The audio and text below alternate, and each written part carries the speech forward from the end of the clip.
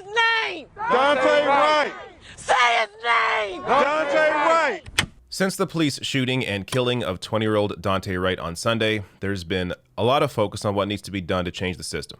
I discussed in my initial video on this that I support defunding the police as a way to move resources away into more vital areas, while at the same time limiting the power of destructive police culture. But we also can't forget what's at the center of this. Another man's life was lost, and it's left a hole in the heart of the people that knew him. So I want to share these comments from Daunte Wright's aunt, Naisha Wright, that I just found incredibly powerful. Say his name! Daunte Wright! Say his name! Daunte Wright! They murdered my nephew. She killed my nephew. Listen! Every pistol, every taser, it has a safety on it. She saw that she had to release that. I watched that video like everybody else watched that video. That woman held that gun out in front of her for a long damn time. A long damn time. Yes, she did.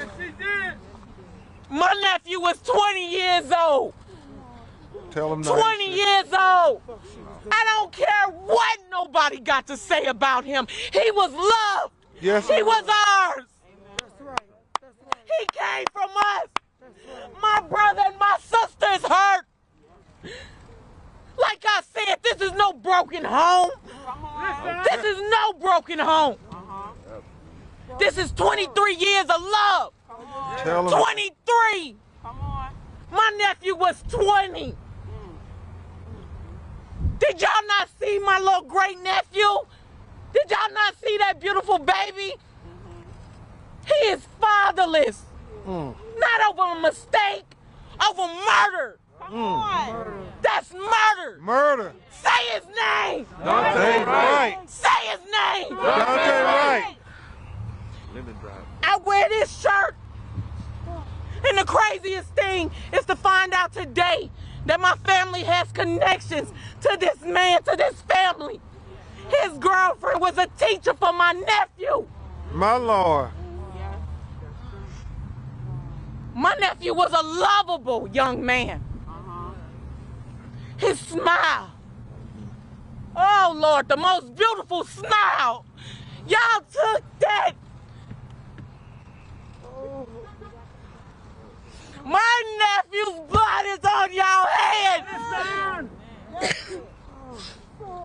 Tell him, Naisha. I've never seen my brother hurt like this before. Never. To hear my brother and to see my sister's pain. Come on. Hold her accountable. Hold her higher than accountable. You train people on this stuff. You train people on this stuff. 26 years. 26 years. Veteran. Kimberly proud of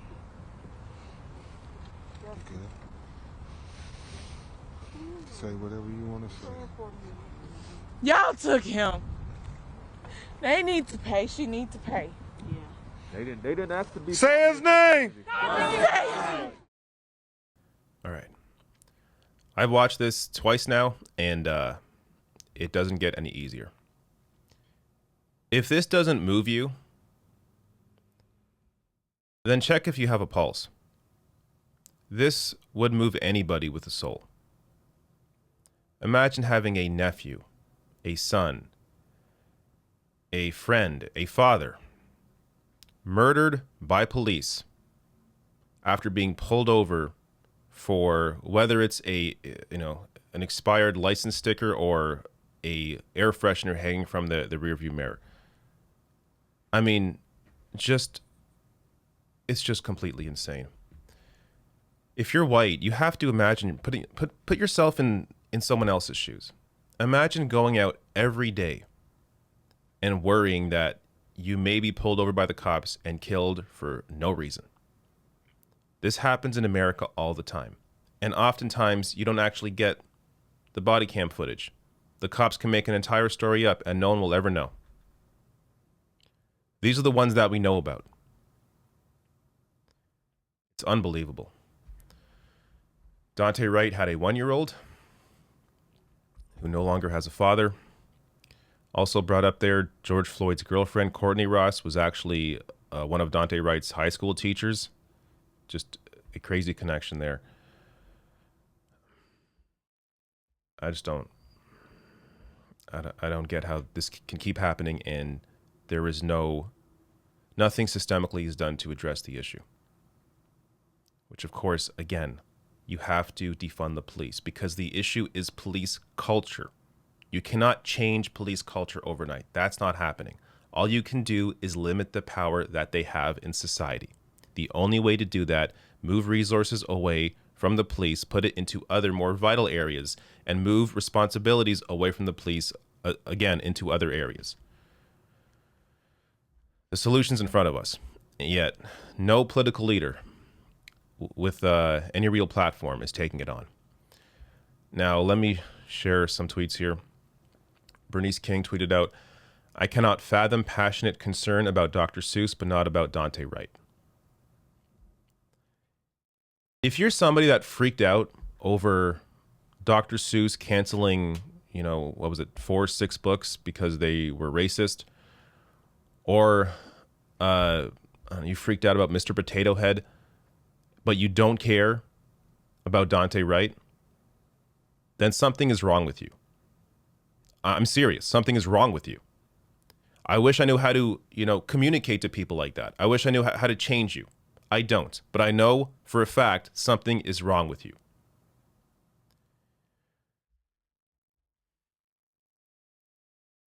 And unfortunately, this describes a lot of people. Isaiah James here with this tweet. "I thought it was my taser. I thought it was my apartment. I thought his cell phone was a gun. I thought he was reaching for something. I thought he was resisting. I thought I feared for my life. The most dangerous place for black people to live is in white people's imagination." When so-called mistake after mistake after mistake piles up, these are not mistakes. Police, in general, again, police culture, inherently racist.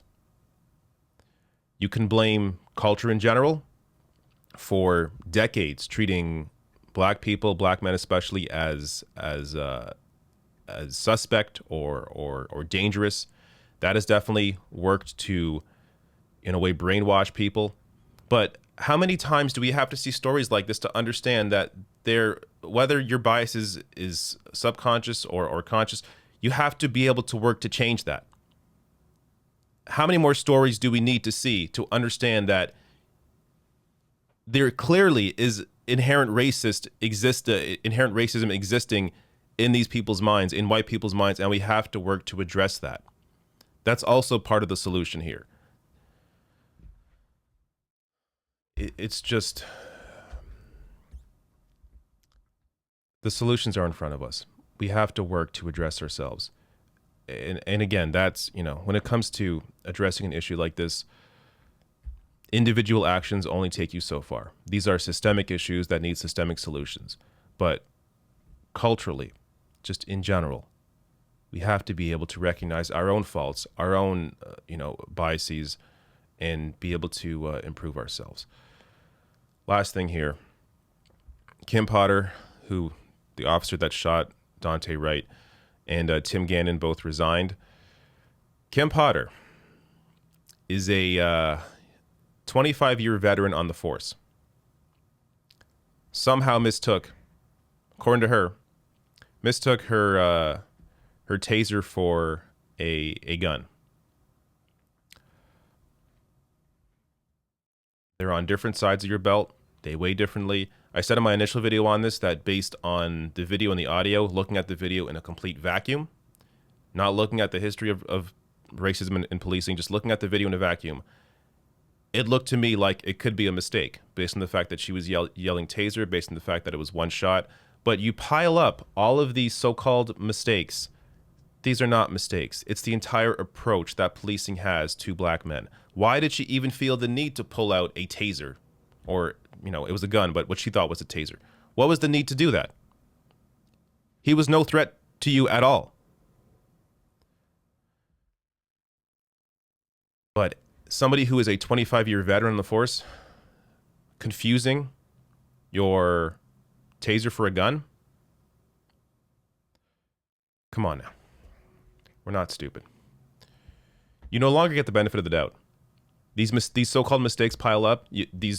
Your consistent defending of indefensible actions, not just Kim Potter in general, the police defending the indefensible over and over and over again. You do not get the benefit of the doubt anymore.